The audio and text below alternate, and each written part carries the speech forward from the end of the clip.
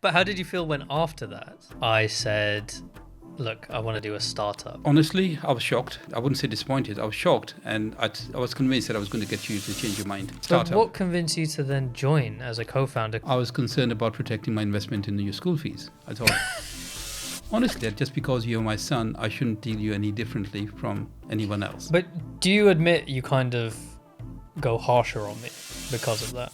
Parents of my generation sacrificed everything in their life so that their children could get a better quality of education, because that was the only way up for them.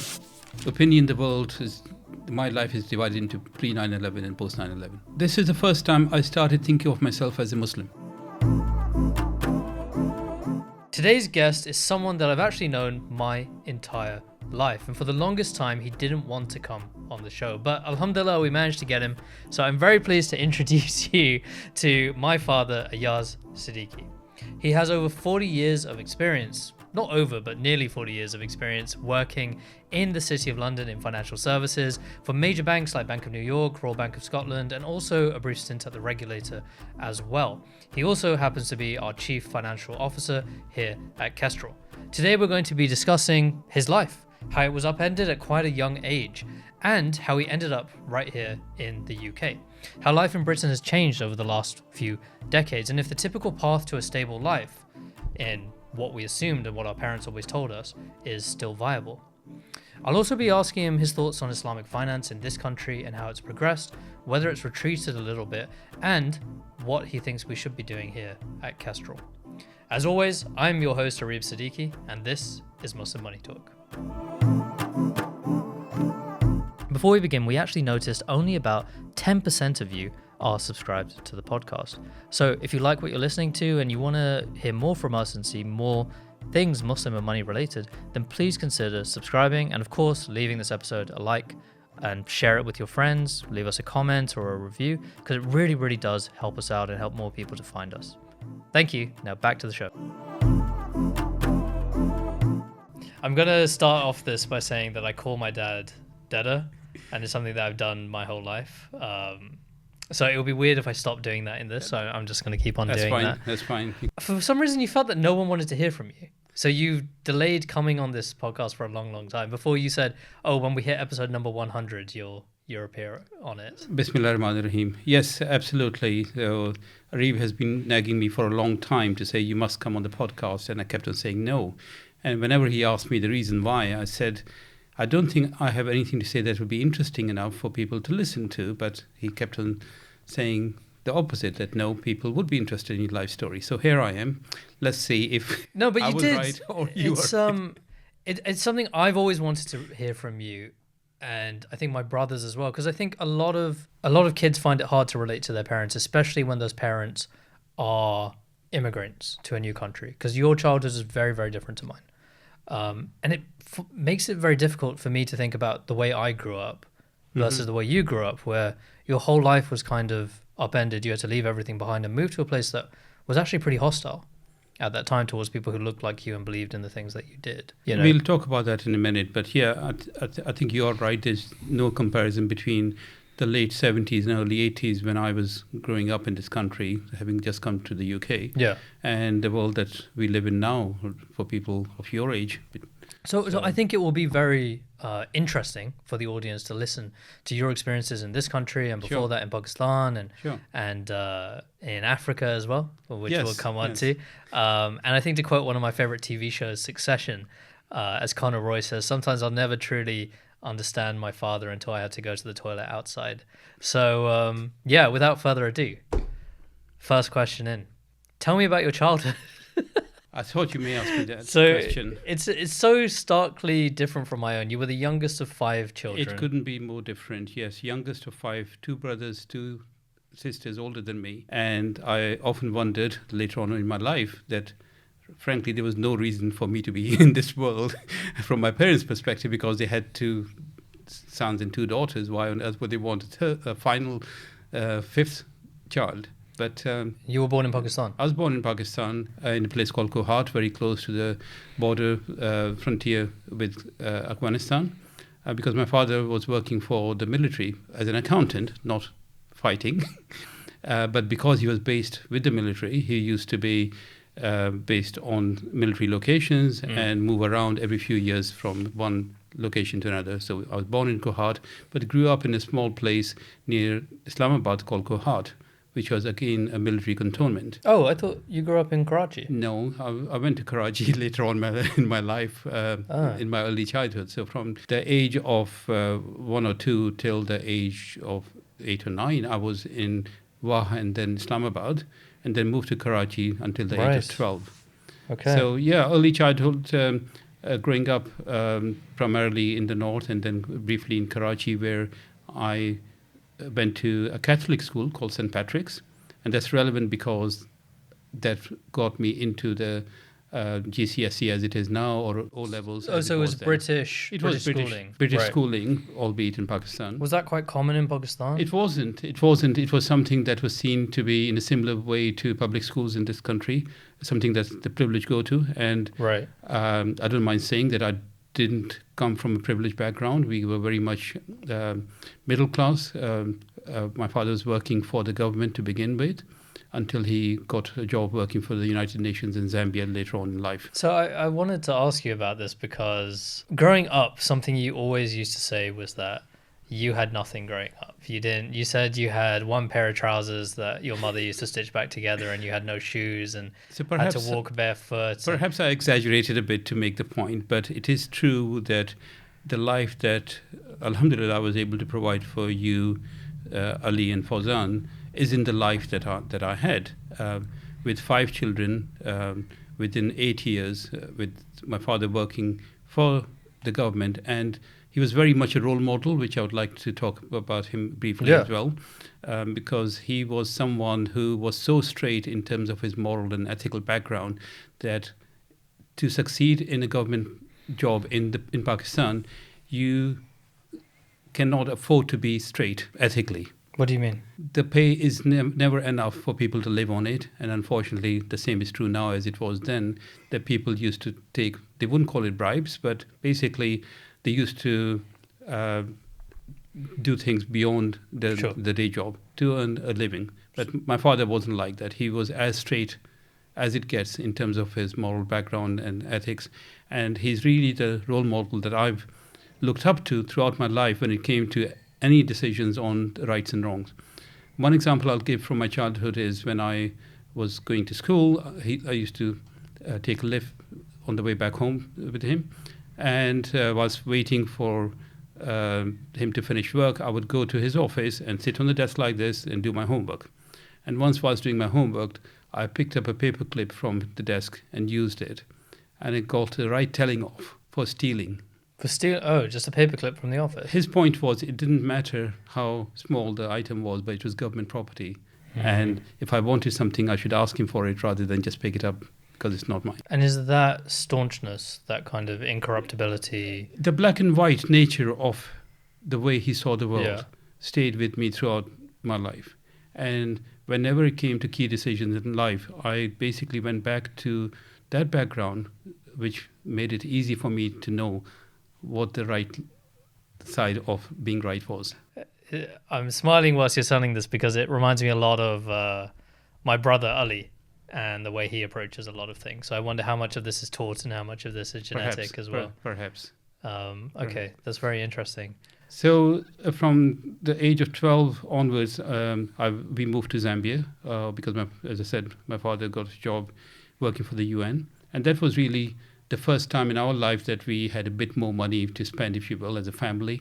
But even then, it was barely sufficient for 1 or 2 of us to come to the UK to study. But wait. So Zambia from Pakistan. Yes. Were many people doing that at the time, upending and moving to Africa? I honestly have no idea how he applied for the job, but all I know is that having never traveled anywhere in the world and very rarely within Pakistan, we ended up taking a flight to Zambia.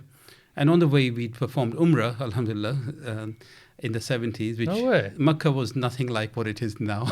It was like... No clock towers, no skyscrapers. Forget all of that. You could see the Kaaba from miles away, and you could actually relate to it the way you would want to relate to it. What do you mean? Maybe a bit of a segue, but I honestly despair when I see the way Makkah and especially Kaaba looks now, especially when people go for Umrah and most of the photographs are full of the clock tower, etc. And even if when they try and get the Kaaba, there's just so much noise around it in terms of the tall buildings, etc. For me, the essence of Kaaba was the way it used to be, which was basically in the middle of the desert, in the middle of nowhere, where you see tens of thousands, hundreds of thousands of people congregating and orbiting around doing tawaf around it. And that really was the spiritual feeling you got, as opposed to what it is now, which is more practical and comfortable and air conditioned. Yes, hotels walking a stone's throw away from it, and shopping malls and food courts. It never was that. Anyway, so going back to that time in my life, we went to Zambia, and I went to school there from the age of 12 to 16 to do my O-levels. And frankly, that was a struggle because I'd only recently joined St. Patrick's in Karachi, the O-level team. So I wasn't fluent in English. I wasn't that good at my studies and so on. And immediately I went to a country where the medium of teaching was English. They taught in English? They taught in English, and the only other language was the local language, Nyanja, which obviously I didn't speak. And I was given subjects which I had never done before. Like what? Like bookkeeping. And when bookkeeping at age 12? At age 12. What? Yes. Don't ask me why, because the other alternatives, bookkeeping, African history.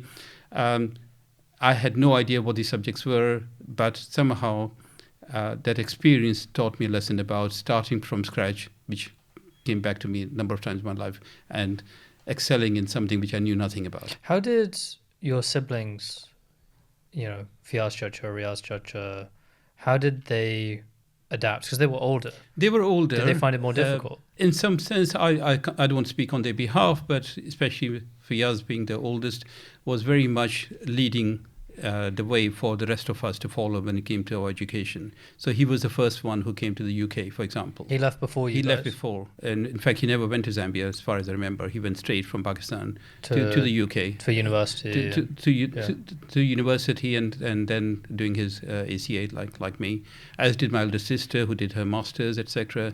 And then the other brother Riyaz, and then my other sister. No, so I was, being the youngest, I was the last one to follow in the footsteps, if you will. You picked up English. You had to pick up English very quickly whilst in Zambia. You did your GCSEs there. O-levels, as it was called. O-levels back Cambridge then. Overseas Board. Right, okay. And then at the age of 16? At the age of 16, I came to the UK to do my A-levels, because in those days, that was the highest level of education you could attain in Zambia. You couldn't go beyond O-levels. There was nothing. No really? Further. Absolutely. Forget university, not even A-levels. Why was that? That's the way the education system was that the British had left behind. Zambia had only been independent for 10 years. Quite a young country, young population. Country they wanted to get people working. Under a president called Kenneth Kaunda, who was the freedom fighter, if you will, who got them the independence, and they had a lot of copper reserves and so on, but they were still quite a new young country that was finding its way. Do you remember much about Zambia? I have a lot of memories of Zambia, not necessarily all very good, because unfortunately Zimbabwe was Rhodesia in those days, and was fighting for its independence, and there were a lot of so-called freedom fighters who were in Zambia with a lot of security issues that were resulting from that, and even bombings from Rhodesia to Zambia, etc. Oh, really? So I have memories of blackouts and bombing raids in the middle of the night. Curfew sometimes. Then you were sent off to the UK to follow in your siblings' footsteps. To follow in the siblings' footsteps, with my parents staying there, and with my eldest brother Fiaz being the head of the household, renting a house in a place called Dewsbury near Leeds. Okay, so very different to where we are in London. Very different from there, yes. And there's relevance to Dewsbury in what happened later in my life, because Dewsbury happens to be, especially the place in Dewsbury called Savile Town, the centre for the headquarters, if you like, the markaz of the Tablighi Jamaat in the UK. Right. Perhaps Europe, I'm not sure. For people who don't know, what is the Tablighi Jamaat? Tablighi Jamaat is not a party like a political party as such. It is a missionary movement where it goes back to the basics of Islam. I don't want to represent them in any sense, but I'm sure I'm not doing a good job of explaining what they do. But their aim is not to try and preach to non-Muslims, but to get the Muslims to come back to our core values first. So they'll knock on doors. They knock on doors of Muslim brothers. And basically all they ask Muslim brothers and sisters to do is to come and join them for a talk at the masjid. And when the people turn up, if they do turn up, quite often you get abuse at the door and so on. Used to be the case, still the case. And that makes you stronger because you're going... Wait, were you part of them? I was part of them in the sense that anyone who lived in the area was encouraged to go and join them, right, even if it is for a day, 3 days, or whatever. So you were almost like a door-to-door salesman, but selling the religion. Yes, it's a bit like Jehovah's Witnesses in some sense, that you would basically go with a group of 3 or 4 people to say, oh, we are staying at your local mosque. We're doing this speech after Asr. Can you please come and join us? So this is Dewsbury in Leeds in the 70s. Dewsbury in Yorkshire, close to Leeds, in the 80s. In the 80s, yeah, because I came to the UK in 1978. So this was, just set the scene for us. Is it Margaret Thatcher's Britain? Margaret Thatcher hadn't come in when I first came to the UK, but she came in within a year. So I went through all the things you may have heard about, like the Winter of Discontent, where there were a lot of strikes going on in, I believe, 79, unless I'm mistaken. But there's so many strikes, like what you've heard about in Birmingham recently was throughout the country. The binman strike. Basically everyone went on strike, and the binmen and the postal workers, even train drivers and so on. So you couldn't go anywhere. And of course, the miners' strike. The miners' strike happened later. In the early 80s, and Mrs. Thatcher. So you'd gone from Pakistan, which isn't the most stable country, to Zambia, which was facing all of these security issues from Rhodesia, to the UK. And did you have an idea of what the UK was before you went there, or did you have this like glowing idea of this amazing first world country, or no? To be honest with you, Areeb, in my days, at my age of 16, 17, I was a lot less knowledgeable than you, Ali and Fauzan, are able to these days, for a number of reasons, mostly because you have access to technology, etc. So maybe it was a good thing that I didn't know what to expect. You had no expectations about it. But it must have felt like just more of the same to you. Like it wasn't... Or did it feel like more comfortable? Frankly, I was too focused on the immediate objectives of what I had to do, which is mostly to do with my studies. So you flew in, basically immediately you were engrossed in your A-levels? The only objective I had, because to save time, I joined halfway through the year and so on. And also, because of our family background, money was important. So saving on school fees and college fees was really important. And in those days, because we were all not British, we were Pakistani students. Subsequently, obviously, I became British. Tell me, what did you do at A-levels? So my A-levels were in accounts, economics, and statistics. Accounts, economics, and statistics. So you basically wanted to follow in your brother's footsteps. I knew from before my O-levels that I wanted to be a chartered accountant, because that's what my brother was doing, and because my father was a cost and management accountant, he wanted us to be chartered accountants, which was considered better than... So you saw it as like a safe profession. Did you ever consider doing like engineering or law or... Not really, because in those days, it wasn't a thing for you to think about, oh, what choices do I have? What do I want? And so on. It was more a case of, what do my parents expect from me? What can I do as quickly as possible without spending a lot of money? Which makes you as much money as you can. Which would give me a reputable job. And the professional jobs in those days were quite clear, being a doctor, a chartered accountant, not just any accountant. But you're not painting the scene for me because there's so many stories that you told us as kids of growing up in Dewsbury. Yeah. Right. And what was it like, you know, in that community? Were you in were there other Pakistanis? Were there English people? In Dewsbury, in several towns, the majority of the community was not Pakistani. They were Indians, mostly from Gujarat. 2 cities in Gujarat, really? Surat and Bharuch, to be specific. Okay. So very specific type of Muslim community there. And I can't tell you how much I owe them in terms of my upbringing, because the Tablighi Jamaat was just the other side of it. But the way the Gujarati community lived their life, I'm sure they still do the same way, is very much going back to the traditional values of Islam. They looked after their neighbors, literally. We were students living next to Gujarati neighbors. So they made sure that if they asked about our welfare, if we didn't go to the masjid, they would come and knock on the door and say, why didn't you, we haven't seen you for a few days. Are you well? If they knew that somebody was unwell, they would send us food, etc.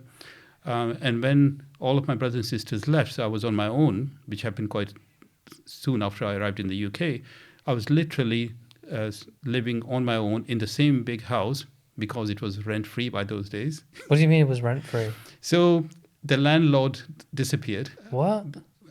I never found out why. The house was in a really poor condition with the roofs leaking, etc. The heating broke down, so we had to use real firewood for the heating. Did it even have a real chimney? It had a real chimney, which did catch fire once. But so is this one of those terraced houses? It was the end of terrace house. Okay. And because as students, rent was very expensive for us, we were so happy not having to pay the rent that we didn't question him on his lack of maintenance. But it turns out the guy just disappeared off the face of the earth. Last I heard, somebody took over that property because it was abandoned or something. And you took us as children once to see the property, Yes, and it was I did. completely boarded up. It was and indeed. derelict. Indeed. So you can see how long it took before somebody recovered the property. And is it even still there? I believe it is. I think it's been renovated. Yes. Okay. We'll try and find it on Google Maps and put a picture of it here, Amir.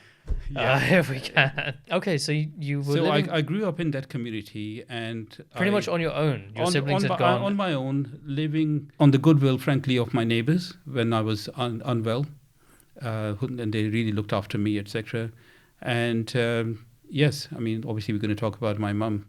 Yeah, that's what I wanted to ask you, because she's such an important figure in all of your lives. But I feel, despite you guys not having, unfortunately, being able to spend as much time with her, because she passed away very early on. And I think that's another big difference between our childhoods, in that you had to grow up very, very quickly. So by way of background, I've spoken about my father, obviously, Yeah. and what I learned from him as a role model. My mother was remarkable for the time that she grew up in terms of how strong she was as a woman, as a head of the family in many ways. And what I mean by the head of the family is that she made all the critical decisions in the family for us, not my father. She was the one who decided on our education. She was the one who sacrificed everything in her life so that she could pay for one or more of us to go abroad, etc.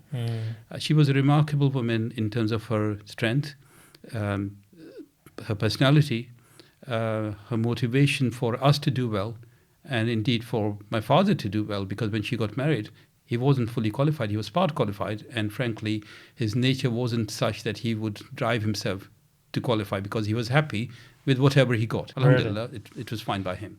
But she was the one who drove him in his 40s to finish his qualification, become fully qualified accountant, which led to the job in Zambia. She was his ambition. She was. Yeah. Because she realized that without education, she couldn't achieve what she wanted for the rest of the family. And imagine having 5 children within 8 years and making a life for us worth living. Yeah. In the sort of lifestyle that we had. And that's how somehow she managed that.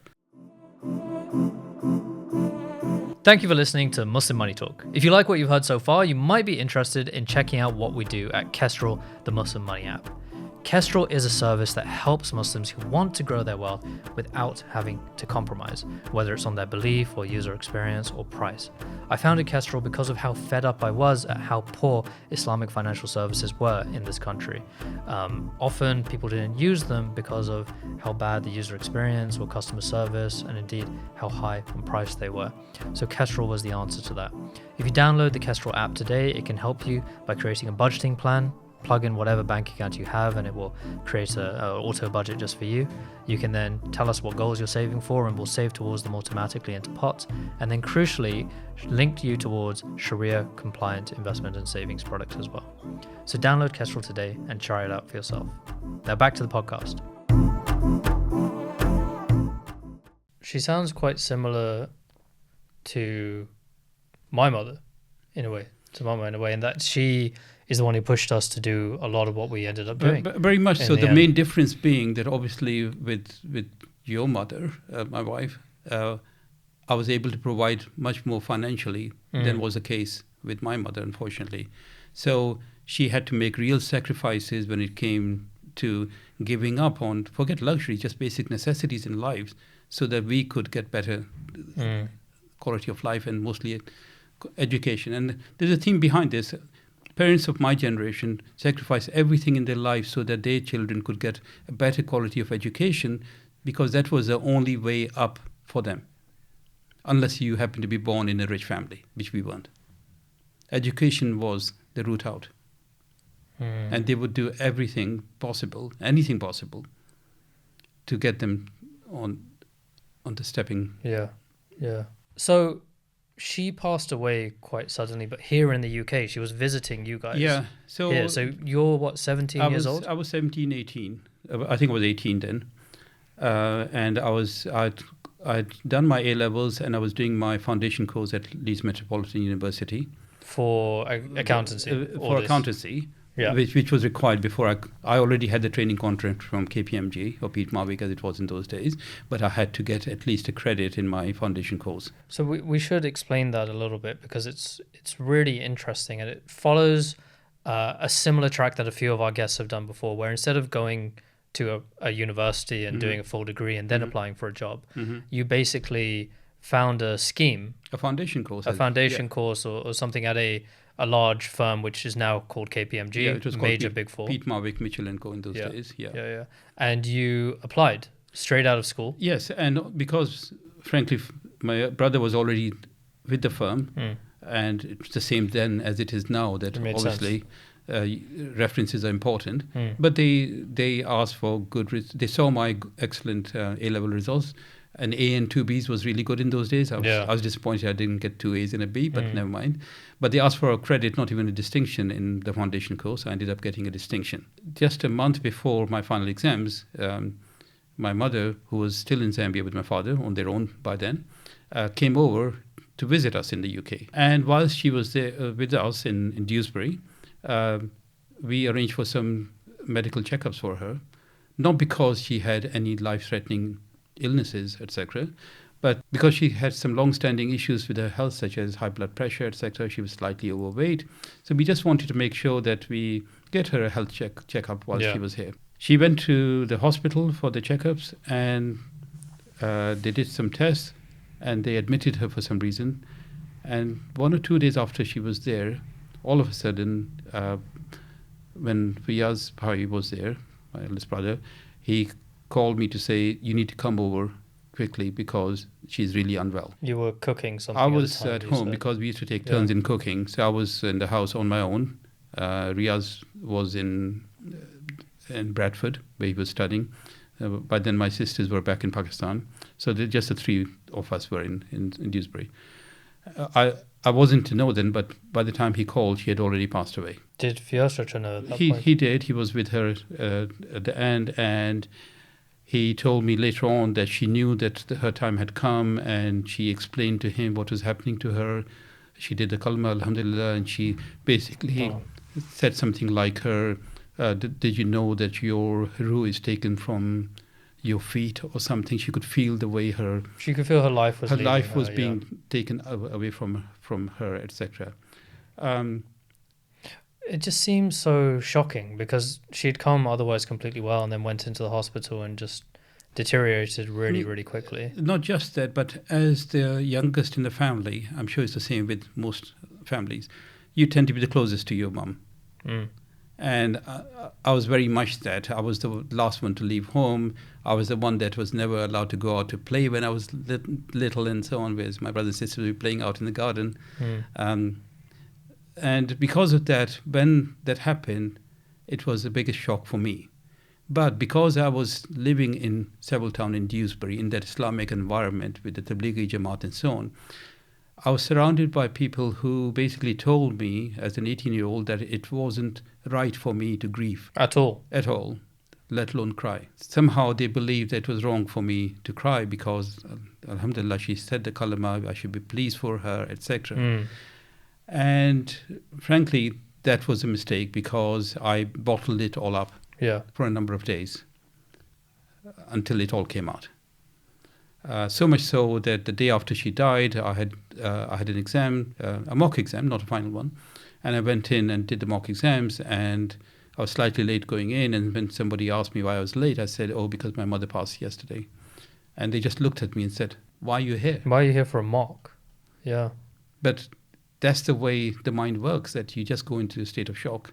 I managed to do my exams and so on, but that episode has stayed me for the rest of my life. And frankly, I don't think anyone can ever recover from the loss of your mother when you're so young, Yeah. let alone when she's so young. She was in her mid-40s. Yeah. She would have been 90 or so by now. So she could perhaps still have been alive. Absolutely. I think, do you think it really changed you and made you the person you are today, and that you had to build up this resilience at such a young age, which most people, I mean, I don't think I could have coped at that age. It was a combination of events because one after another. So first she passed away. Then my remaining brothers left me on my own before I had passed my exams, by the way. So I had to take both my professional exams on my own, studying on my own, in that empty house with the roof leaking. They rushed back to They went back. to Dadajan, to your father. They went back because obviously my father was on his own. He left Zambia to go to Pakistan after my mother passed away. Yeah. He resigned from his job because they asked him to do so, because obviously there was no point in him. He was in a really bad state. He was young himself. He was in his mid-50s. Yeah.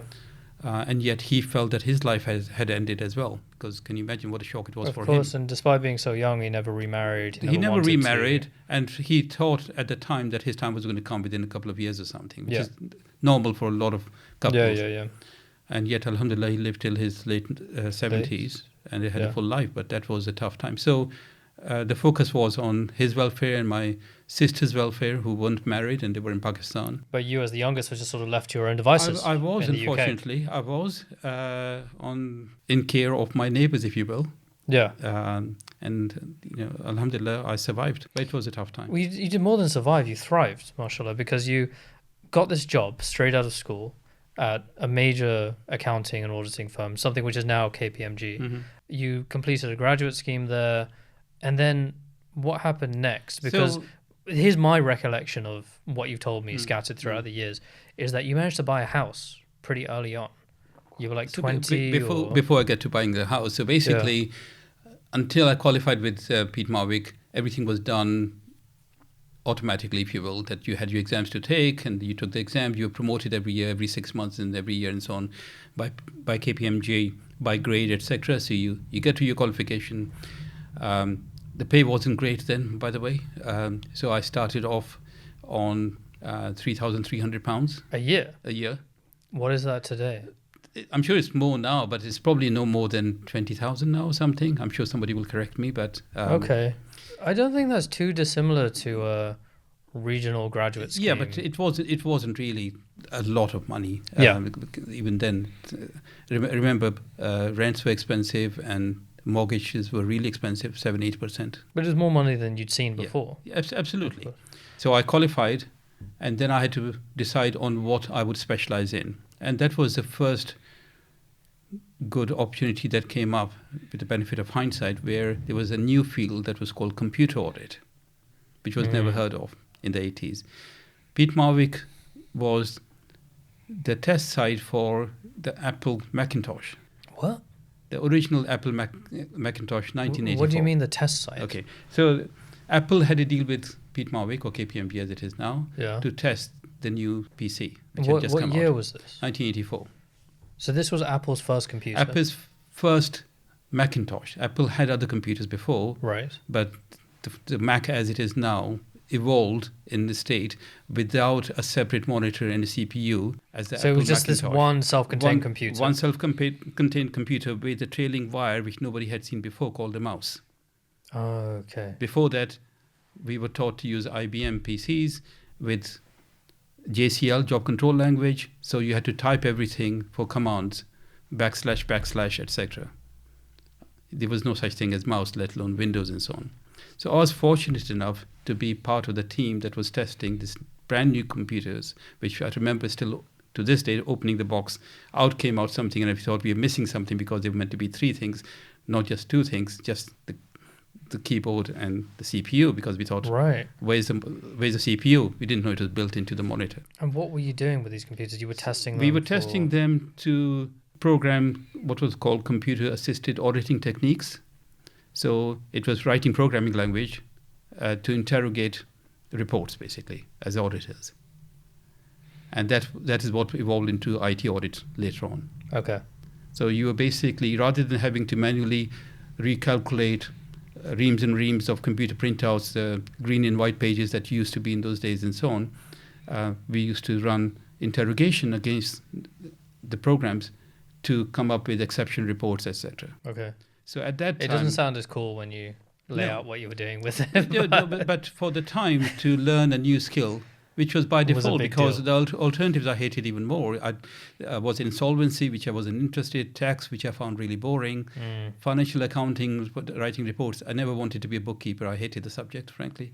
So it was something as different as possible from what I was trained to do. It was like the Gen AI of the time. Yeah, absolutely. Okay. So I joined Deloitte Haskins and Sells, got promoted to be computer audit manager, and the relevance of that is that was a job in Leeds, which got me the first job in the city in 1987. In London? In London. So that's when you came to London? So yes, that's when I came to London. And how old were you? I was 24, 25. 24 or 20. So that's the same age I was when I left Deloitte. Yeah. And basically, I still remember how I found the job, because in those days, the way to find a job for accountants was to look at the FT on Thursday, where there used to be a recruitment section where any job worth knowing was actually there in the Financial Times. And you would literally apply for those jobs. So I applied for this job for one reason only, because it paid double what I was getting. I was getting £12,500 in Leeds, and it was offering £25,000 for a bank I've never heard of called Robert Fleming. And it was head of computer audit. And somehow I managed to land the job. Was the interview difficult? I don't remember, to be honest. You don't remember getting on the train, going to London? I don't have any memory of that. All I remember is when I first walked through the door, how impressed I was with everything, basically. Being in London, being in the flashy offices that Robert Fleming's had. It's a very traditional Scottish merchant bank, as it was called in those days. So much so that they had the largest collection of Scottish oil paintings outside Scotland in its offices. So they used to open the office as an art gallery over the weekend. Where was this in London? Fleet Street? Copthall Avenue, next to the Institute of Chartered Accountants. 25 Copthall Avenue. That building has been demolished and rebuilt. But imagine 1987 having an office where in the basement, you would have squash courts and a swimming pool. So it was more of like a members club? That was a facility they offered for the employees. And they had an amazing canteen, and they used to give you lunch and vouchers. Up until this point, were you still living in that same dilapidated house in Leeds? Until I moved down to London. I moved from Dewsbury to Leeds. I bought my first house in Leeds, so I tell a lie. So talk to me about this, because this is, I think for a lot of the listeners, where buying a home at all, let alone in your early 20s, seems so out of reach.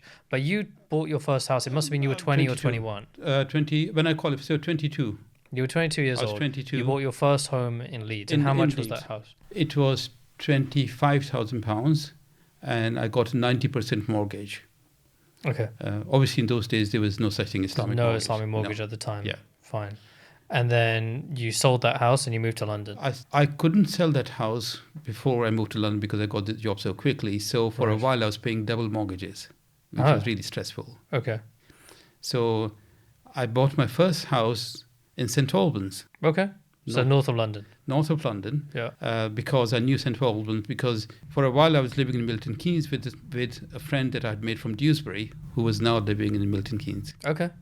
And I knew so that community was still benefiting you? The community was still benefiting, and I was commuting through St Albans, so I decided to buy a house there for £87,000, which was a lot of money in those days. What kind of house was it? It was a semi-detached house. Okay. 3 bedrooms, but the commute wasn't great, and the area in St Albans wasn't the best either. Really? Okay. So it sounds like you got quite a bad deal there. I got quite a bad deal, and most importantly, I hadn't sold a house in Leeds yet, so it was a struggle with the interest rates being very high at the time. So I sold the house in Leeds at a loss, just so that I didn't have 2 mortgages to pay. Okay. But having realized that it was difficult to commute from St Albans, I then chose to sell that. I think I probably made a couple of £1,000 profit on it. I certainly didn't lose money, and bought 2-bedroom maisonette in Chigwell. Right, okay. For £66,000. So northeast of London. Yes, but the reason being it was easy commute into the city. Oh, so this is the place I was born? That's the place you were born, which we still have. Okay. That's interesting. So I want to ask you this question, because when people grow up, Morgan Housel is this great writer who's written books like The Psychology of Money, and he often talks about how early experiences and the way your parents act with money, as well as the economy that you grow up in, really influences your attitudes and your ideas when it comes to wealth and buying homes, buying versus renting, that sort of thing. What influences did you have? Because it feels like you were sort of left on your own to your own devices and just figuring stuff out as you went along. The biggest influence I had was how tight money was throughout my childhood and early life, for different reasons. Even when I was earning, because of high mortgage rates, rents, and so on, especially mortgage rates, which is because I never paid rent, you absolutely had to not so much budget consciously, but just live within your means. And my first memory of learning how to live within my means was when I first came to the UK. Ayaz Bhai used to give me a weekly allowance of £5 to cover travel and lunch. Was that enough? No. Whilst travelling from Dewsbury to Leeds to study, where I was doing my A-levels, etc. So all I could afford most days was a Kit Kat and an apple for lunch. Kit Kat was 10 pence in those days. But that was fine. That's all you would eat all day? I'm not saying that I suffered or anything. That I was used to that. That's what normal was. Right. You just learn to live within your means. So that was the sort of upbringing where you try to save everything you earn because you never knew what you needed for. Yeah. And there was never enough money to splash on things. So, for example, when I got an award for my performance in my A-levels, a £25 gift voucher, I splashed out on a new pair of jeans, which was a luxury for me. Yeah. So that's how we were introduced to the concept of money, if you will, that money is not to be taken granted. You have to value your savings to make sure that you can live. Yeah, of course. And the sort of borrowing was never there. But aside from the mortgage? Aside from the mortgage, but not in terms of car loans or personal. Even when I bought the first car, I got a loan from Ayaz Bhai. Do you think that's made you quite conservative in your attitudes towards money today? I think as an accountant, you're trained to be conservative in your life and outlook on life and savings anyway. So you always look at the half glass empty rather than half glass full. You always look at the worst case scenario, etc. Yeah. So that together with my upbringing got me into the stage where I've always been, as you know, quite risk averse. And then you're in London, you're in Robert Fleming's. That's, I think, where you met James Bagshaw as well, no? Indeed, the famous James Bagshaw. James Bagshaw is one of our advisors here at Kestrl. It's a good friend of the show and the firm, and one of your oldest friends as well. One of my oldest friends. In fact, he's my oldest friend. We were part of the initial audit team in Robert Fleming's in 1987, and then a year later, Andrew McGovern, who you have also met, joined us, and we've been friends ever since. Okay. So there's many funny stories we can tell on that, but I think we'll save that for a different episode. But you bounced around quite a bit then, because you were in Robert Fleming's. I know you went back to Karachi, obviously. So, you met Mama, you got married. No, before that, there was some interesting stories. So talking about having very little money, all of a sudden I was getting double the salary at Robert Fleming. Yeah, so what did you do? That was an exciting time for me. And not just that I was given a company car or an allowance of $25,000 to buy any car I wanted. And What? You a lot of money on top of your salary? Yeah, on top of the salary. And I was given a mortgage subsidy as well. That's the reason why I could buy that. That's the reason why I was able to buy it. So those days, those things were not taxable. These days, it's a completely different story. It's all benefit story. in kind.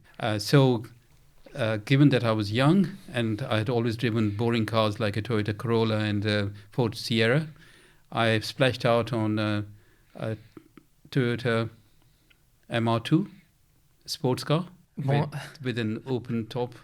What? Right. Okay. And that was an amazing time that I had, because I'd never had those sort of luxuries, and it didn't last very long, just for a few months.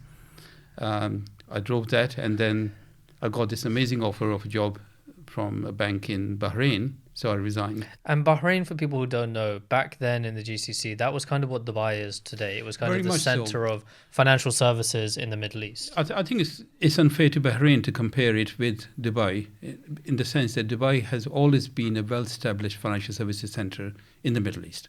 It's not a location like Dubai or other location that has come up in a short while and tried to get up to speed. Bahrain has always been recognized. Obviously, the history of Bahrain is about about natural pearls and pearl diving and all that. But then for a long time, it's been recognized as the financial services center well before Dubai, let alone Abu Dhabi and so on, for being the center of finance in the Middle East that excelled in designing its model on the English legal system, regulatory system, etc. Which is quite a smart thing to do when you're trying to attract foreign business. It was, and the reason was, frankly, because the royal family was influenced by the British, and they had a lot of British connections. They were educated here, etc. So there's a bank called Gulf International Bank that I managed to get a role, because it was tax-free in those days, as it probably still is. So I got a pay rise, which is important to try and save money. And that was the objective I had, to try and save money so that I could get married. Okay. So you saved up enough. Obviously, you then got married. Right? So because I was, in those days, the only concept of marriage was arranged marriage. Yeah. And what that meant for people of my generation was you had to go back home to Pakistan. But Karachi, because that's where your family was now settled. The family was now settled. Yeah. My father, Riaz Chacha, Fiaz Bhai was in Saudi by then, etc. What was different about Mama or Mama's family? As you know, their background is so different from my background in the sense that, with both her parents being quite well off in comparison to my family, if you will. They had lived a different lifestyle. They had traveled a lot, especially with my father-in-law working for an airline where they used to get free or cheap travel and so on. So although she wasn't educated in the West and so on, I could relate to her because by then I had... You traveled a lot. I traveled a lot, spent half my life in the West. So I was looking for someone who was similar to me. Who wanted to travel. Who was potentially happy to live in the West. But at that stage, the thought wasn't for us to live in the UK. The thought was for us to settle in the Middle East. So you got married very quickly. I know you rushed the wedding and... Got married because that was the time of the first Gulf War, where Iraq had invaded Kuwait. So all the foreigners were asked to leave Bahrain for their safety. Because Bahrain was an American base. Bahrain had an American base, as it still does, and was within striking range of the Scud missiles that Saddam Hussein had. Okay. So for their own safety, the foreigners were asked to leave. So GIB said, sorry, you need to... Basically, or they gave you the option? They gave us the option. I don't think it was an option. I think all expats were asked to leave and the locals basically working from home or whatever the equivalent was in those days. So earlier than expected, I went back to Pakistan with nothing to do. So I decided that it's best time to get married. Got married, went back to Bahrain, and within 3 months the actual Gulf War started, as opposed to the invasion which had preempted that of Kuwait.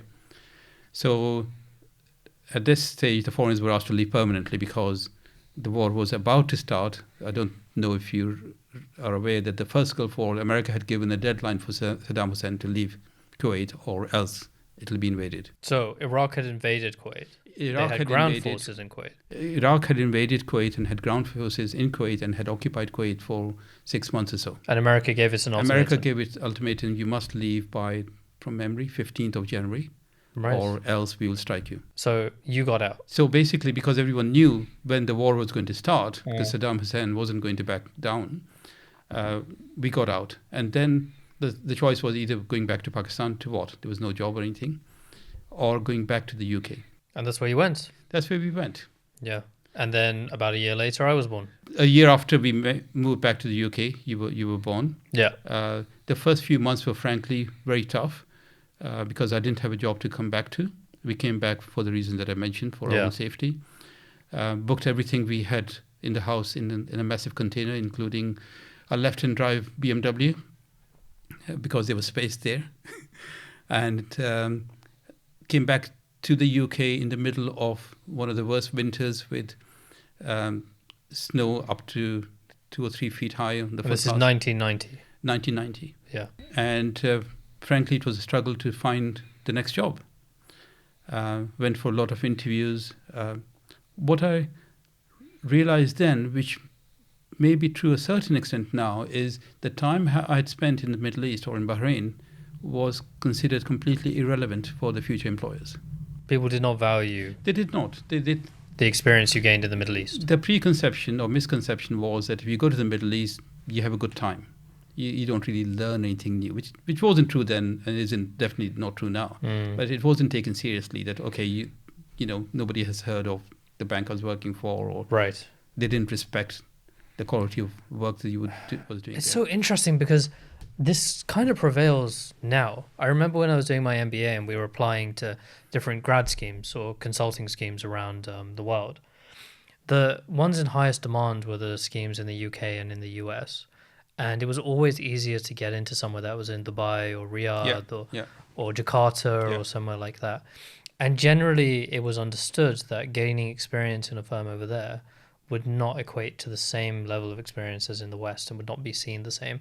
And even if some people had a plan, oh, you know what, I'll start working in Jakarta and then I'll be able to transfer over to London. But it was never quite that simple because often when they tried to transfer over, they had to take like a pay cut or a reduction in job title or something of that nature. So it does still kind of prevail. Yeah, I mean, I'll be honest with you. There were a number of expats in Bahrain that I remember clearly who were clearly there for one reason only, which was make as much money as possible And not in pay as tax. little time, not pay any taxes, and do as little work as possible. I mean, if you can get away with it. I guess. True, but, you know, the way I was brought up, that wasn't right. Yeah. And then it just didn't sit well with me. So I worked the same way there as I did in the UK.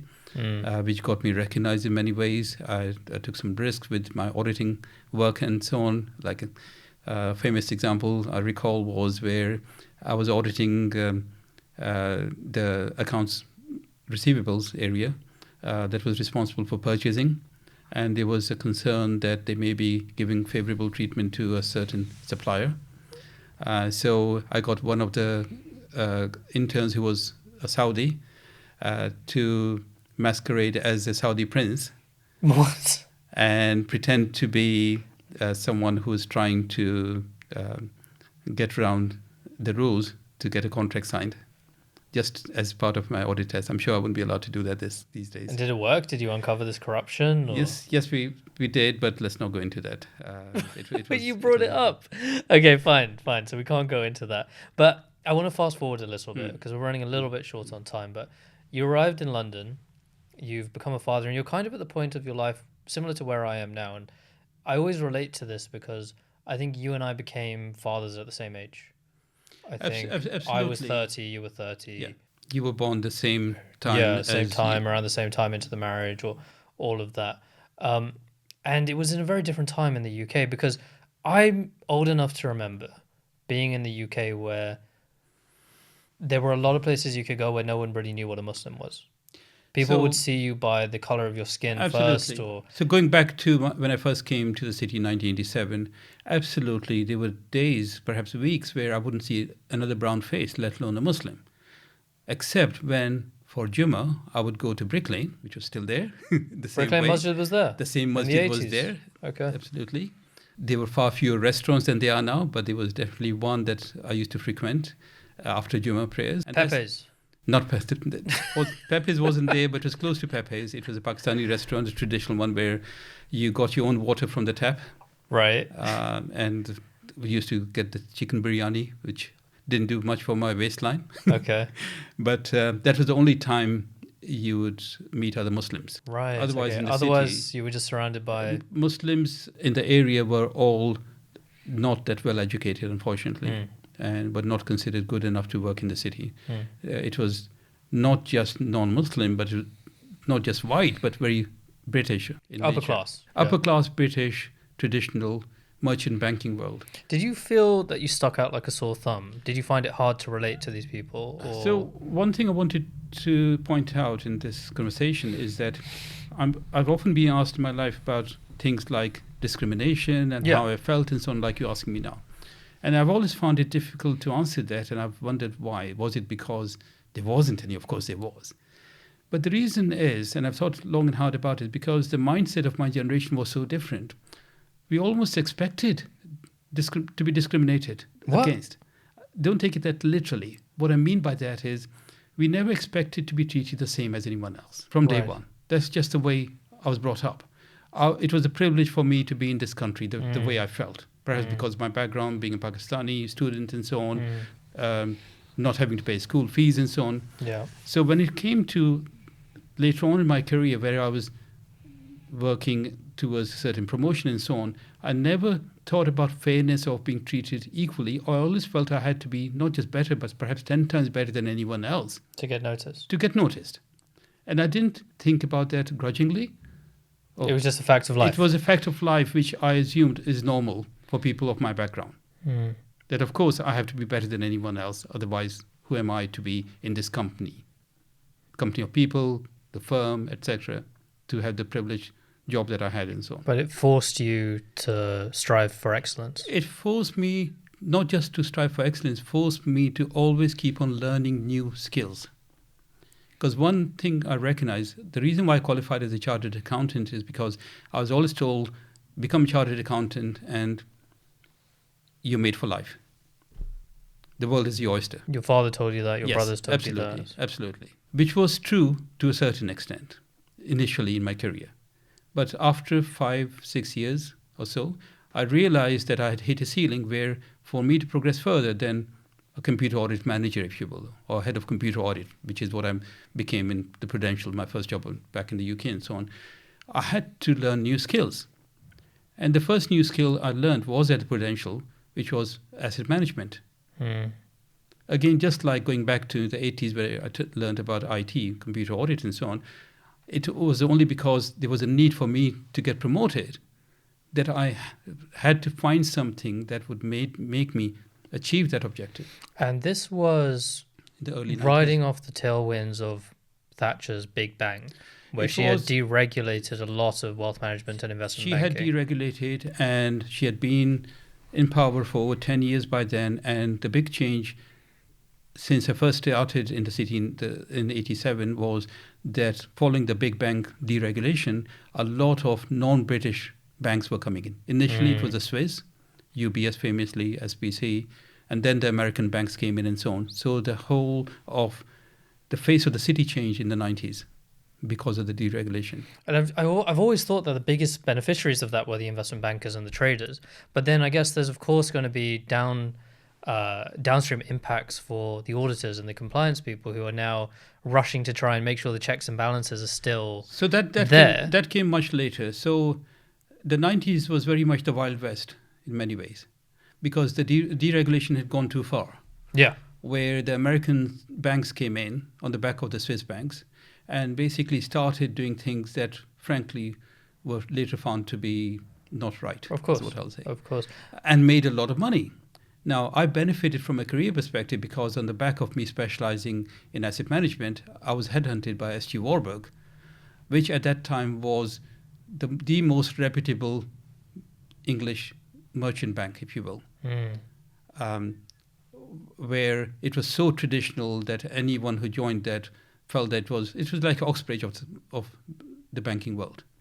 And they wouldn't recruit outside Oxbridge. So you'd ask me why they took me. How did you get in? Because they were looking for someone to head up their wholly owned subsidiary called Mercury Asset Management. Right. Which was, S.G. Warburg was an investment bank, but it owned a fund manager called Mercury Asset Management, which was subsequently taken over by BlackRock. Oh, so this is why you say what you always say. You can say it now. I know you're itching to say it. I'm a BlackRock alumni. I used to be head of audit for BlackRock. No, you said you were like one of the first employees at BlackRock, or I was head of audit true, for BlackRock. which is true. So I was headhunted by S.G. Warburg, but going back to your questions about the interviews, I do remember my interviews at S.G. Warburg. What were they like? Because they were so traditional, they used handwriting analysis, amongst other things. Really? Yes. So that kind of analysis which tells people if you're a psychopath or a genius or... The reason was they used the same expert for analysis of handwriting for the last 40 years until she died, and then they stopped doing it. She was so good at it that there were cases and cases of people who 10 years later was seen to be exactly what she predicted. What did your handwriting say? I don't know, but all I know is that I got through. I didn't have an amazing handwriting, but whatever it was good enough. And you said you were surrounded by all of these, I'm just going to be frank Oxbridge here, types. Oxbridge types, I'm guessing older male English. Very, very much so. And not just that, most of them had degrees in English literature, those type of subjects. So you can imagine the background, classics, right? And because of that, your own son, of course, went and did classics. Ali Siddiqui. Absolutely. Yeah. And you were taught basics like we used to type in those days, obviously, but you were taught how you must always use Times New Roman font size 12 and make sure that every paragraph started with one tab, and make sure you have one space after a comma and two spaces after a full stop, or else you'll be publicly humiliated for making mistakes. It's weird because I had to do the same at school, so I don't know. I don't That's know exactly what I is. was taught as well. So that was taken so seriously. It was part of the discipline of being good at what you did, that you must know the basics of that. I wonder where that comes from. Okay, that's interesting. So, okay, this is all happening in the 90s. Happening in the 90s, very quickly, SG Warburg was taken over by SBC, which was then taken over by UBS, became UBS Warburg. So you're moving all over the city at Absolutely. this point. But I want to, because so far we've been talking around it, where you're a brown man in the city, you said you didn't really feel discriminated against and you were kind of just happy to be there in a lot of ways. But then something happened, right? And I remember coming home from school and turning on the TV and watching a plane fly into the first of the two towers to fall in New York. So I was working for an American bank called Mellon Bank, which subsequently became Boney Mellon. Bank of New York. Bank of New York Mellon. And I remember being at my desk with the TV in the corner with 9/11 happening. And initially, as with many people, people thought it was just an accident, maybe a small plane has flown in. Nobody realized the significance of what was happening. Until the second plane. Not even until the second plane, frankly, because yes, people were shocked, but what I mean by significance is how much impact that would have on the world. Within days, people were talking about this is going to take 10 years before the world. Obviously, the world has never been the same since 9/11. In my opinion, my life is divided into pre-9/11 and post-9/11. Really? Absolutely. What was the biggest change you noticed? This is the first time I started thinking of myself as a Muslim, believe it or not. I was a practicing Muslim, alhamdulillah. I used to do 5 times prayers because of my background in Dewsbury and Tablighi Jamaat and so on. But people of my generation never thought about the religion in the same sense that, alhamdulillah, you do. We took it for granted. We were born a Muslim in a Muslim country. Of course, you're going to go to heaven. Do your 5 times prayer, go for Jummah, do the basics, but we got on with life. After 9/11, I was forced to think deeper about what it means to be a Muslim because we had to take sides. It started from traveling, as I often had to the US, where I had to go through immigration, especially at JFK. And I can't tell you how painful it was to always be the one person who would be stopped for questioning. And it wasn't just questioning at the desk. You were taken to a separate room where basically you could miss your connecting flight because they wouldn't tell you how long it would take. You couldn't use your phone. You had mobile phones in those days. I remember once you told me you were stuck there for like 4 or 5 hours. Yeah, they just left you in that room. Absolutely. It's not like they were questioning you or anything. They just left you. Well, they did question me and then they would ask you to go back and so on. And the questions, frankly, didn't make any sense. The questions sometimes would be about the names of your parents, the names of your grandparents, which, as you know, is difficult. Yeah, most people don't know. Dates of birth, etc. And then the most difficult questions were about, what do you do? So I was honest. I work for the bank. Why are you here? Because I have teams reporting to me in Boston and New York. And when I said that, he said, they got people reporting to you? Couldn't they find an American to do the job? How do you respond to that question? I guess not. You just keep quiet. So it wasn't easy, but I had to do it. So then, of course, 7/7 happened here in London. 7/7 happened in 2005. By then, I'd been promoted further in my job, so I had more responsibilities, including, most importantly, being responsible for disaster recovery for the bank for the London office. Oh, disaster recovery. Indeed. So I remember this day, Rick. I was in year 8, I think, at the time. And I just remember, I think it was like first period, the teacher came in and made an announcement and said, look, there is something going on in London. We don't know much. But we all went to the computer room at the time to check in. I'm really showing my age. Some of the younger viewers, we didn't have smartphones or anything. We didn't have internet. So we had to go to the computer lab to log in and check the news. And I remember calling Mama, and there was just this kind of like, not panic, but this weird sense of dread in that we couldn't get a hold of anyone in London because I think they'd cut the phone lines. Absolutely. I don't think they'd cut the phone lines. Maybe But they were blocking the signal. I think so many people were trying to make phone calls that the system couldn't No one cope. was getting through. No All one we was had getting known is through. that something had happened underground. Absolutely. So what had happened was, fortunately, I was still in the habit of getting in early at work. Had I been 10 minutes later, I would have been within 100 yards of one of the bomb blasts in Aldgate East. So I was in the office when the first blast happened, and then the second, third, and so on within half an hour. And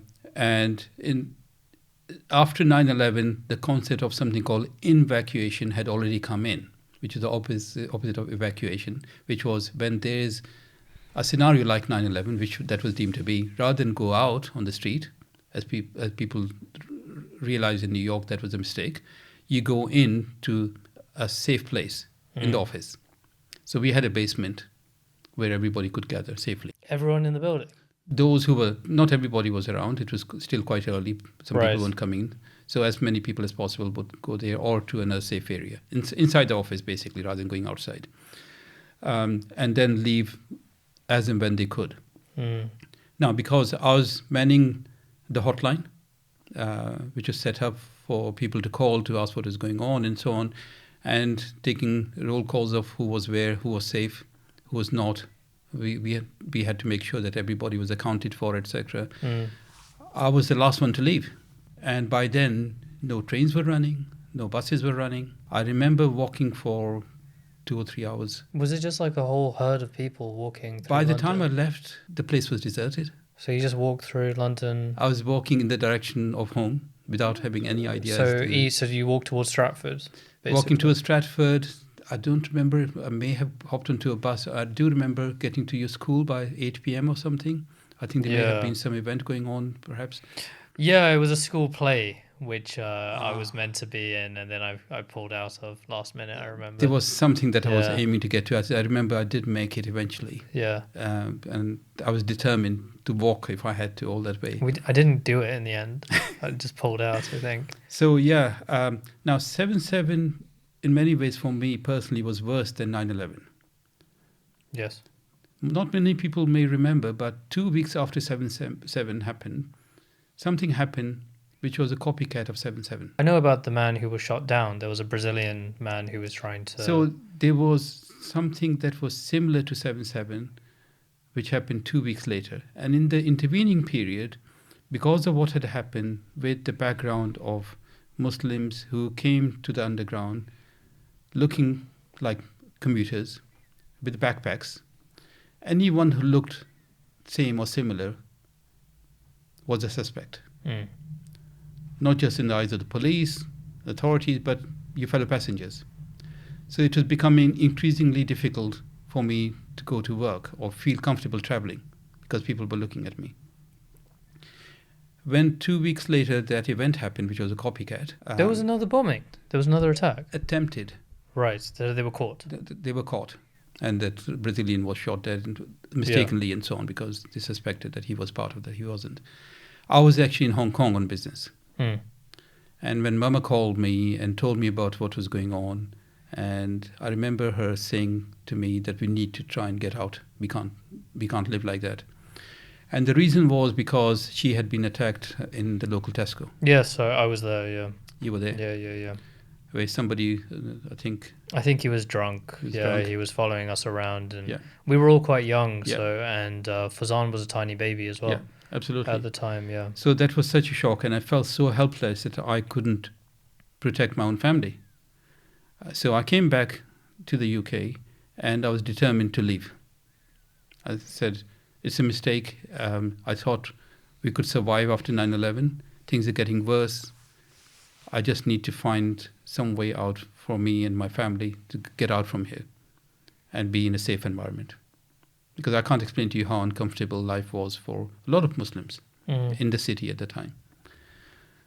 And that's when I went to see Iqbal Khan. So Iqbal Khan. So for people who don't know, Iqbal Khan is one of the founding members of Islamic banking in this country. He is responsible for setting up HSBC Amana, which was HSBC's first ever Islamic banking window right here in the UK. And today he runs Fajr Capital, which is a major Sharia compliant fund based in the UAE. And I met him recently in Dubai. Indeed. Where we won the Ethica Abu Dhabi Islamic Banking Award, and he was giving a keynote speech. So absolutely. So you knew him back then? I had first met him when I was in Jersey working for Lazard Bank, where Jersey in those days, I'm sure it's changed now, didn't have any prayer room, let alone a masjid. So I set up a place where we could do Jummah prayers, like halls for Jummah for that time, if you will. And because there was no imam, I used to lead the Jummah prayers. And he happened to be there on business, and he asked around where to go for Jummah, and that's how we met. Okay. 1998, I believe. Right. So I sort of kept touch with him since that time. And you knew what he was doing. I knew what he was doing, and obviously even then, he was someone that I looked up to. Yeah. And I respected him, and I thought, okay, given his background, I would seek his counsel on where to find a job in the Middle East. It wasn't a case of should I or shouldn't. It was more a case of, okay, I've decided to leave. Can you introduce me to someone? Where shall I go? Where shall I go? Yeah. Someone in Dubai or Bahrain or where have you. So I went to see him in his offices in HSBC, I remember, I think Canary Wharf. Yeah. And I still remember that meeting very clearly for a number of reasons. So when I met him, I told him about my reasons for being there, how I felt after 7/7. He obviously sympathized with me, empathized as well. A lot of Muslims are going through. But he said, listen, can I give you some advice? I said, yes, please. That's why I'm here. He said, I've met a lot of Muslims like you who are doing very well professionally. Alhamdulillah, they are in good firms, doing a good job. But one thing I find is that before they get to the very top, they leave for one reason or another. It could be a family reason, or they feel they're not good enough, or what have you. But they don't really stay long enough to make it to the top. And because of that, we don't have many role models for young Muslims. So promise me one thing. You will stay in this job until you get to the top so that you can become a role model for young Muslims. And he said, I've got one more request. I said, sure. I thought it'd be something job related, specialize in what have you and so on. But no, it wasn't. He said, promise me that you will never miss a Fajr prayer. And I looked at him and I was surprised. And frankly, I wasn't regular in my Fajr prayers like many Muslims at the time, especially in the summer. It was difficult. You would sleep through the Fajr accidentally or otherwise and then do qada and so on.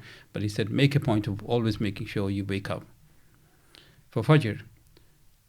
And I didn't even ask him why, but I just felt that if it is important for him to give me that advice, I should follow that. And to this date, I have been grateful to him for both pieces of advice, but especially the second one.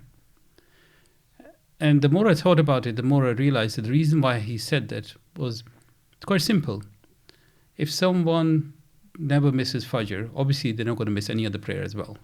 Also, the barakah you get from waking up at Fajr, as many of us have realized, I wish I could take more advantage of than I do, is waking up at that time, having a fresh mind, starting for work early, for sure, etc. So I'm still grateful to him for those pieces of advice that he gave me. Gosh, he gave me some very similar advice recently in Dubai, which I'll leave for another podcast because it's not about this.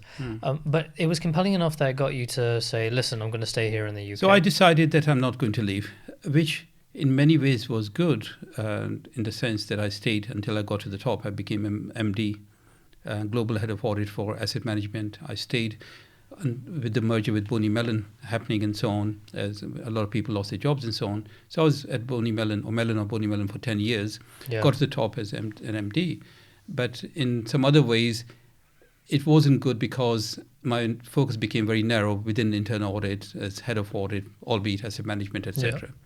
But at least I achieved what he was expecting me to do. Is Yeah, and you moved around a lot. You went to Royal Bank of Scotland and you did I a did, similar but role one thing there. I wanted to mention about my 10 years at Bonnie Mellon, which is in many ways my whole career in 10 years, if you will, from start to finish, because of how I started with a small team and grew it to a larger team. How I started as head of audit for the UK, became head of audit for Europe, and then global head of audit for all of asset management with $1 trillion of assets under management, with 18 companies that I was auditing from San Francisco to Japan to Australia. Brazil, indeed. Yeah, I remember. Indeed. One thing I became really good at in those 10 years was mentoring good people in my team by recognizing good talent and developing them.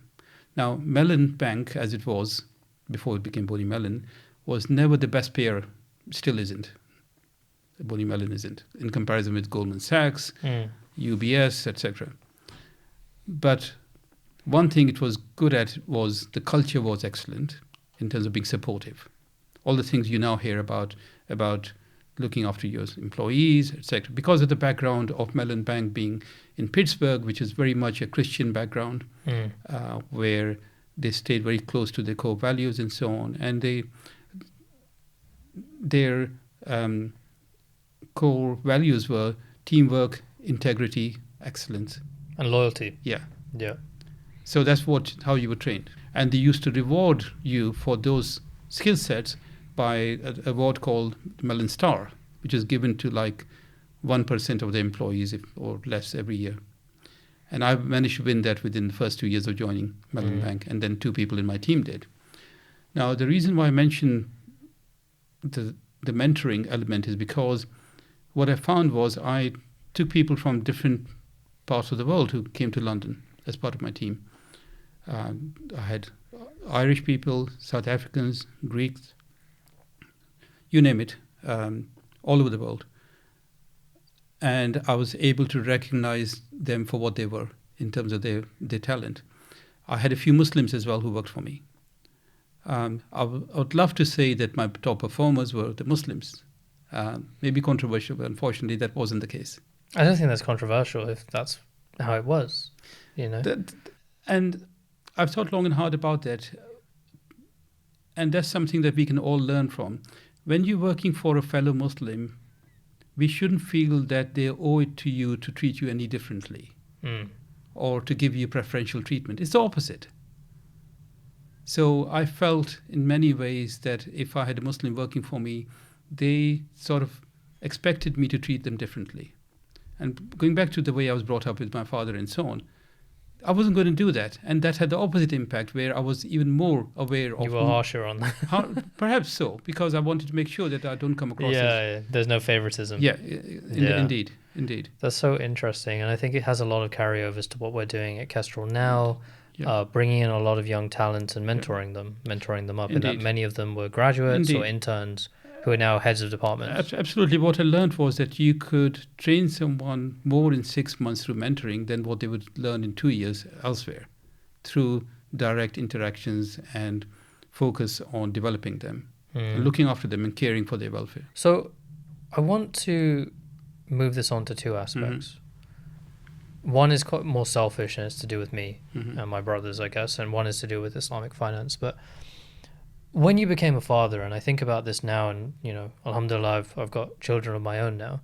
Did you have an idea for what you wanted your children to do in any way, whether it was career or beyond career, or were you just going with the flow of it? I'll be honest with you, as you are aware, all of you were fortunate enough to benefit from private education. And although it's a lot more expensive now with the VAT and so on, even in those days it was very expensive for someone who had a senior job, but it was still a salaried job to pay for 2 and then 3 school fees at the same time. The reason why I mentioned that is because that goes back to my upbringing, where my parents sacrificed for me. So I felt I had to sacrifice my future, as in my pension, for example, or savings for my retirement, and then spend that money on school fees. Why is that relevant? I felt that by investing in your future, I wanted all of you to have a safe job. What do I mean by that? I was brought up the way I was, where to have a safe job, you had to have a career where you work for a blue chip organization. You work your way up, so your job is secure. You can move around 2 or 3 times, but you knew the path you were taking. So within the Big Four, for example, starting off, as a graduate trainee and working your way up to a manager, senior manager, director, potentially a partner. If you don't become a partner, you move out and get a role in the industry and so on.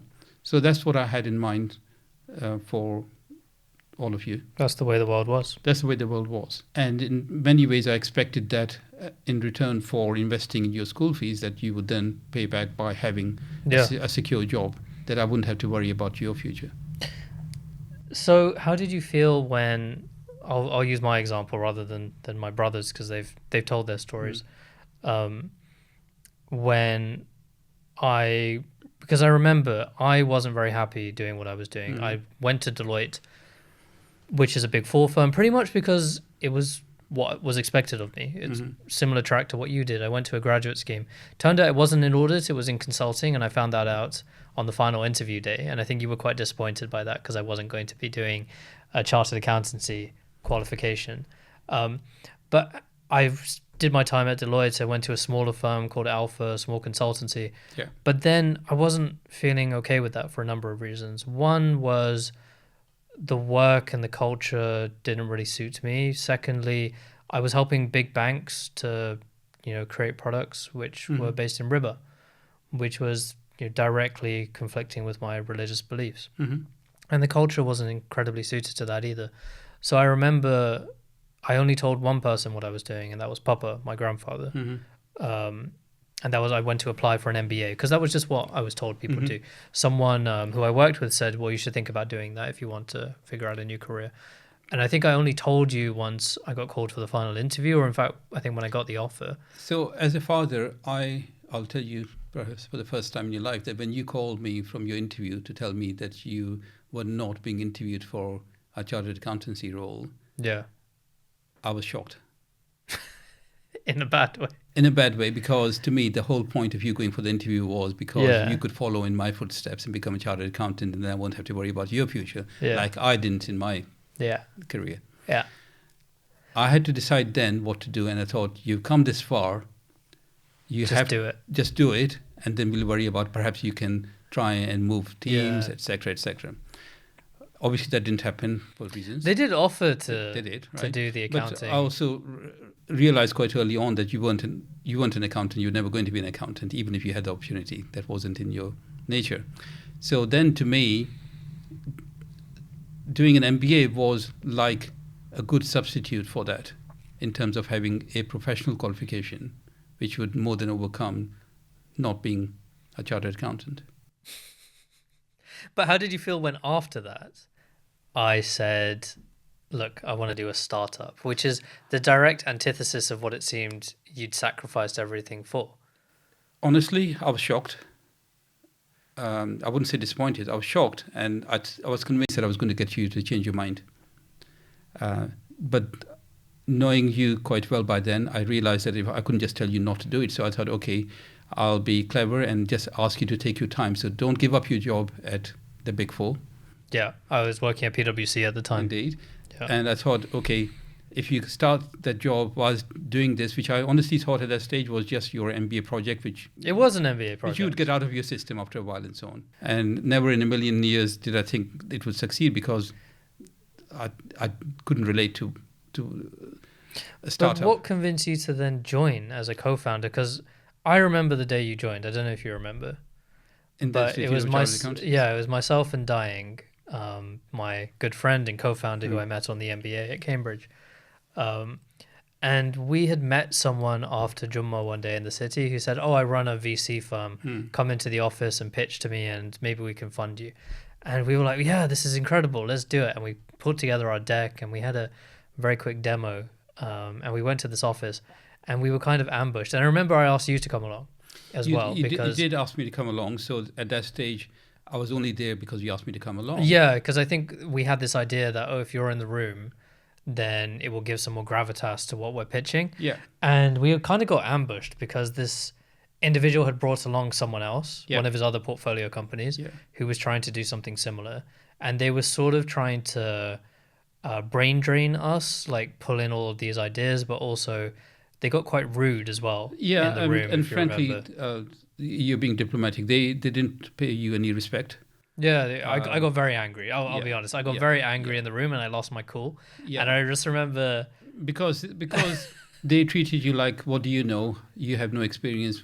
which, to be fair, I didn't. I didn't have any Yeah. experience, right? But I think the way that I think what hurt the most was that they were Muslims, Yeah. and they were, I think, like of Pakistani origin. I think that's much more cultural, if I may say so. Yeah. They were they happen to be Muslims, but So people of that generation, perhaps my generation, unfortunately, are minded to think like that, because the culture in Pakistan, unfortunately, is still very hierarchical in the sense that age equates respect. Yeah, I think that's what was happening. And I remember coming out of that building and that room furious, and sitting down in the Institute of Chartered Accountants, which is where Yeah. we were working from at the time. And I think I was so angry that to calm me down, you guys just bought me a cake. Yeah. Like a really big slice of chocolate cake that we sat down and ate. And I think it was then you suggested, I can't remember who it was, but you said, look, why don't I come on Yeah. as CFO, and we'll be 3 partners, me, Dying, and yourself. And that would prevent us walking into those kinds of situations There were two again. reasons. One was that, but that just happened to be the case on the day. I've been thinking about it for a few days beforehand in terms of taking you seriously about your proposal for the startup, the fintech, and so on, and saying, okay, there may be some merit behind this. But one thing I realized, I remember having worked at FCA, which obviously didn't get a chance to go into, but I had worked for the regulator when it was first set up and so on. I realized that for you to have any chance of success, you needed a lot more expertise, let alone experience, than you had about the regulatory background, the licenses, the boring stuff, the audit control stuff, and so on. And frankly, not the money to pay for anyone to do it. So I thought, okay, if I can help you in my spare time doing that, why not?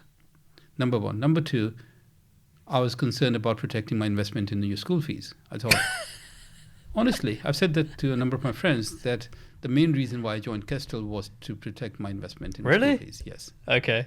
Because I couldn't afford for Kestrl to fail after investing what I had done. Well, they say that a lot of companies love to hire failed founders, so I don't think you would have to worry about that. But I would rather not have to learn. have to learn that. So that's interesting. And when you joined, everything started to change at Kestrl because people started to take us seriously. We had to step up our game so much because we were very young and naive, and we just had this idea that, we're going to build a Monzo for Muslims and it will be very easy. Remember what we were called to begin with? What? Ethipe. Yeah, Ethipe. Yeah, that's what the name was.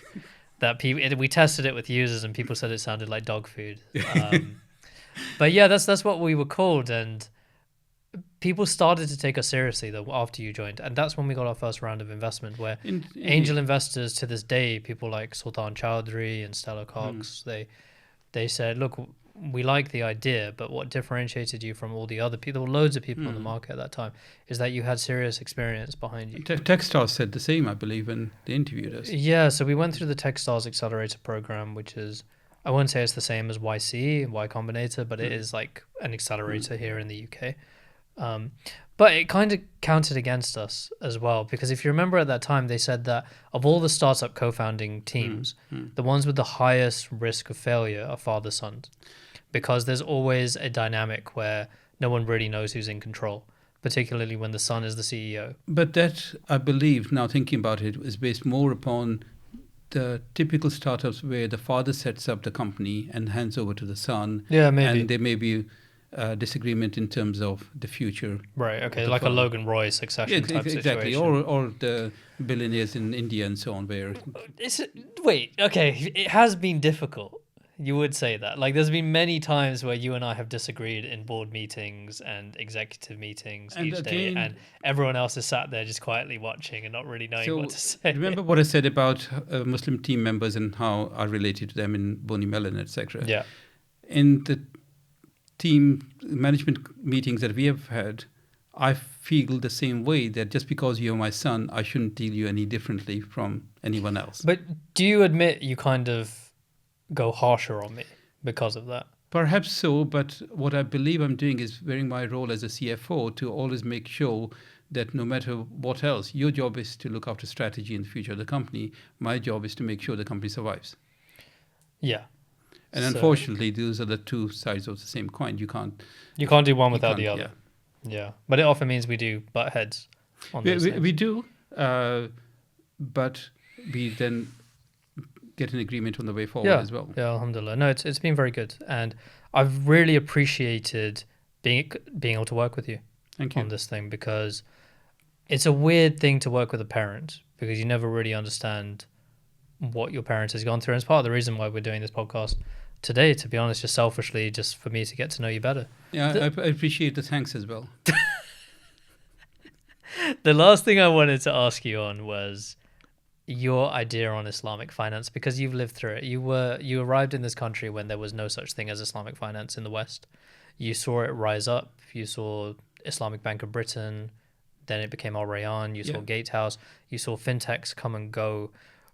Honestly, as someone who's working in this space, how do you really feel about this industry? So again, as I mentioned to you, my journey towards Islam has been very different from yours, because I was born a Muslim as you were, but in a Muslim country. Yeah. I took it for granted, didn't think about the religion as It was less a core part of your identity as it was for me. Alhamdulillah, I've never earned a penny of interest that I've used. If there has been any interest, I've given it away and so on.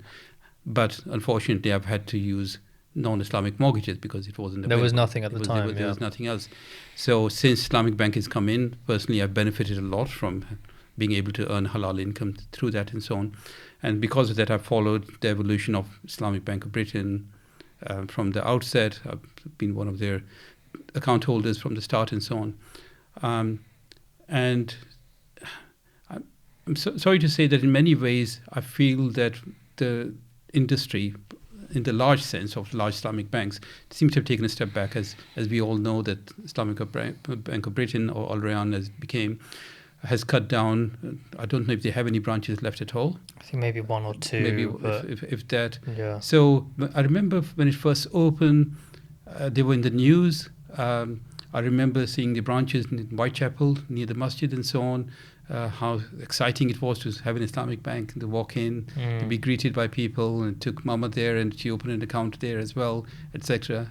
Even opened an account in your names, I remember. I don't think I ever used mine, but Ali certainly did. Suffered a long time. Yeah, until it just became untenable for him. Because the card never worked. It never worked anyway. So there's sadness in the sense that the industry for me hasn't evolved the same way as it should have done. Now, I personally wouldn't equate Islamic banking in terms of Islamic Bank of Britain, etc., with the fintechs that came later, because I don't think it's apples and apples. Sure. Yes, can it become that perhaps and so on? We can evolve towards that. But I was hoping that like 20 years after or more, since Islamic Bank of Britain first came to fruition, we should have a number of Islamic banks, retail banks, if you will, on the high street. Yes, they may not have many branches like most other banks don't, but they would evolve in a similar manner where we could all feel comfortable having an Islamic debit card, Islamic bank account, Islamic mortgage, etc. So that to me has been a personal disappointment. And the reason why I'm very hopeful for firms like Kestrl and others is because we can evolve towards a model where, perhaps not in the same way of a traditional bank with the branches and so on, but together as an industry, we can evolve where we can provide the same sort of facilities to the Muslim community in terms of savings, investments, indeed mortgages. Yeah, for sure. And we're starting to see those bits and pieces. We are, but for reasons that we have discussed in other podcasts and so on, unfortunately, there's still the Muslim premium we talk about. Yeah. Where, to be a Muslim, to have an Islamic mortgage, as we found with Ali and so on, you have to pay almost double each month, which not everyone can afford to, frankly.